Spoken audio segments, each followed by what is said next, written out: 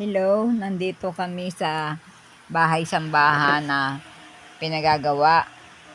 Ito ay matagal na hindi nagawa dahil kakulangan ng pinansyal, pambili ng materialis, at ito ay nagiba ng bagyo.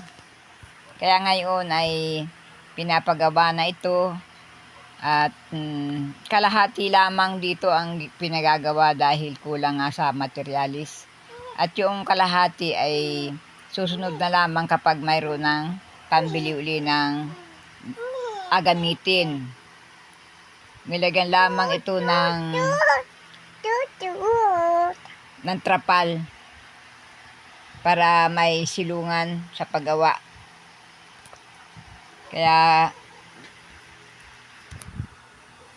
paggawa na lamang ito ay uli ay pagkayong mayroon na uling mga bibili ng materialis. At dito na kami mananambahan. Siguro mga ilang linggo pa ito ay magagamit na namin. At yung ibang mga parte nito ay talagang medyo sira na. Parang mga malalambot na yung simento.